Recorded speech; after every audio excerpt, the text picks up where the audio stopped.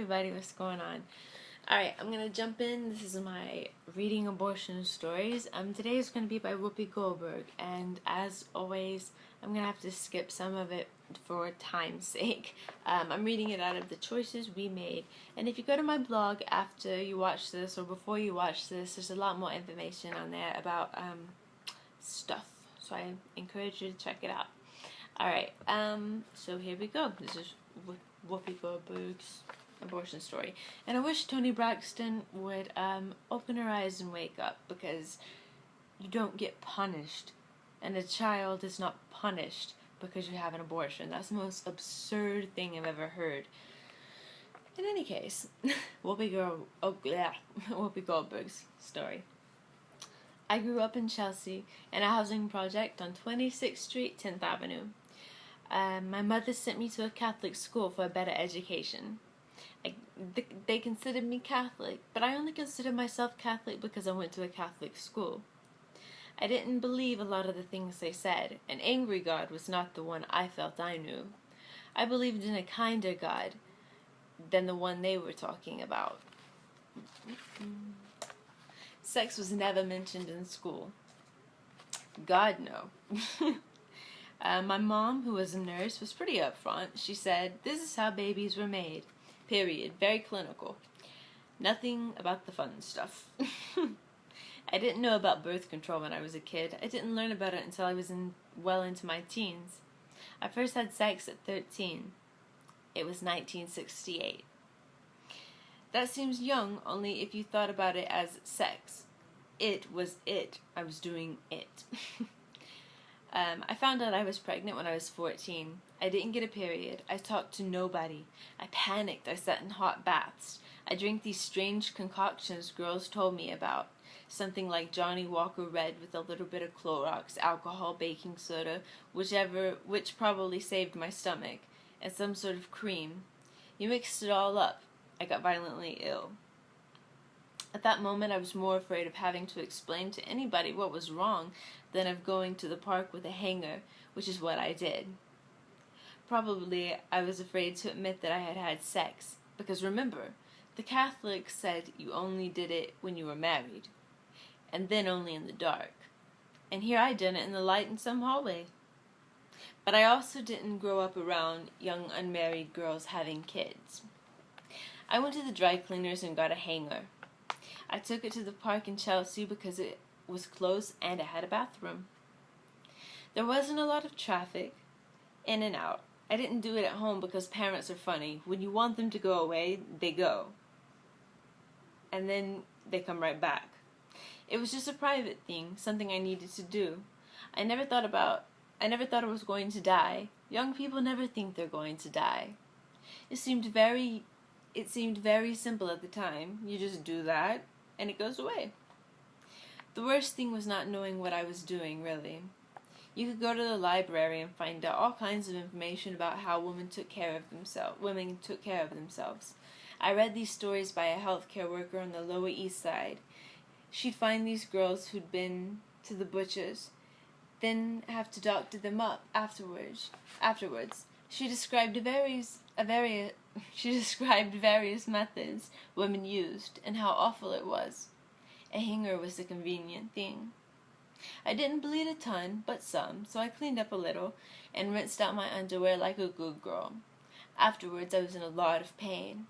I think the hanger worked because I then had a period several days later. God was with me. I punctured nothing. I didn't completely destroy my body. But I have a bad body. I have a sensitive body. Whenever I go to the gynecologist, any probing is very painful. Then she talks about a show. Sometimes, one of the things in her show that she's written, does she have a name? It's called Valley Girl. It's about abortion. And she self-aborts in that story. One of the girls one of the things she describes is the hooking of the top of the hanger, which I wish I had known about.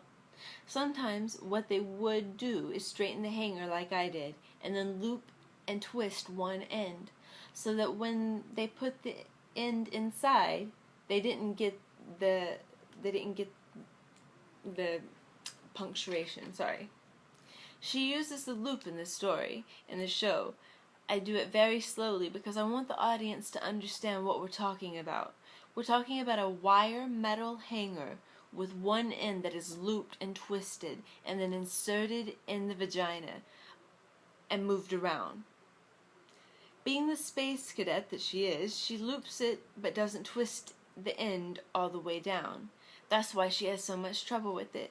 She, in fact, just tears out the interior of her uterus and hemorrhages, which is a very, very common thing, especially back then. I made the character white because nobody would have given a fuck about a poor woman of color. Sadly, that's true, isn't it? That's the bottom line. I wanted the people I knew were coming to my shows to see their children, to see and relate to their daughter. I hoped that putting it in that perspective of somebody yelling for help and not being able to get it, somebody who looks a lot like your child, would open people up and they would listen more. I think I am too harsh to say that nobody would give a fuck. They would have. I just don't think it would have been as effective to the people I was talking to, because then it would have been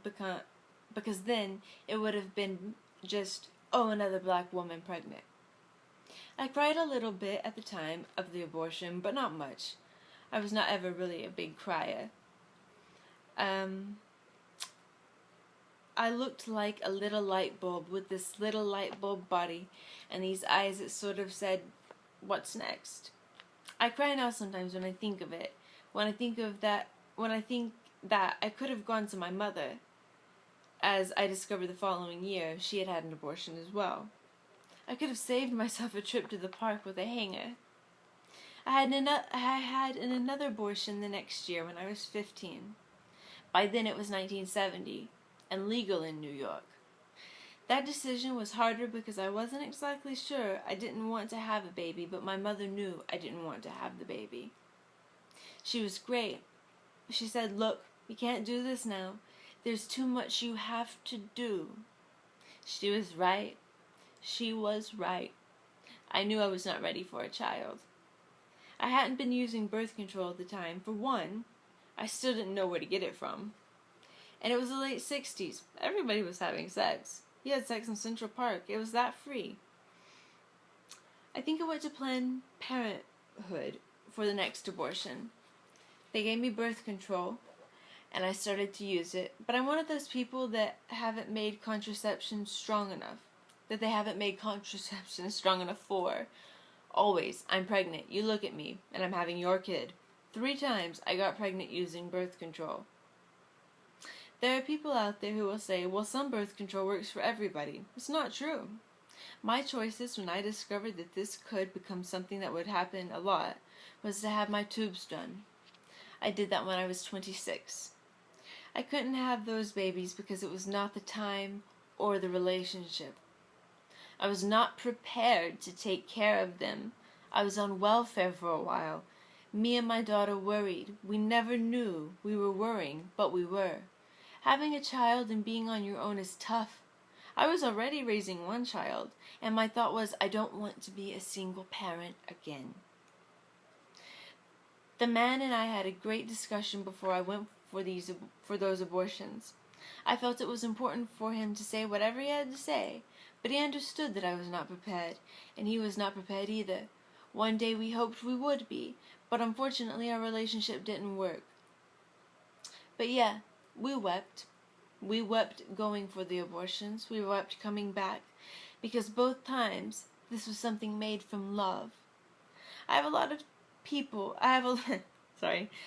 trouble with people who accuse other people. I have a lot of trouble with people who accuse other people of abusing abortions as a means of birth control. If birth control was something I was going to use as a method of birth control, if abortion was something I was going to use as a method of birth control, then I probably would see a shrink. Anybody who's ever had an abortion knows it's not something you really want to do. It's not like going to the hairdressers or getting your legs waxed.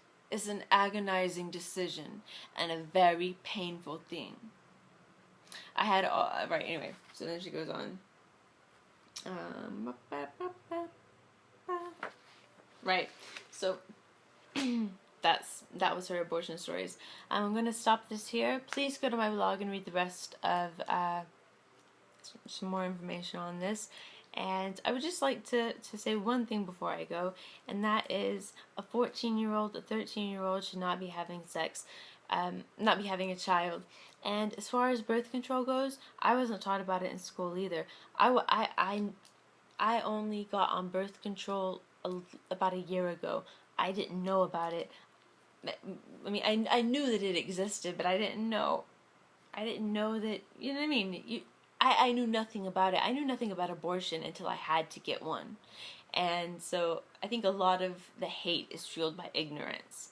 And these choices, what she said is painful. Yeah, emotionally it can be.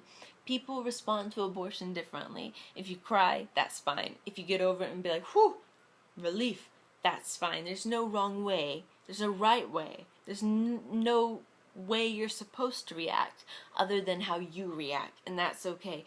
Just remember, you're not a bad person, you're not a murderer. Plain and simple.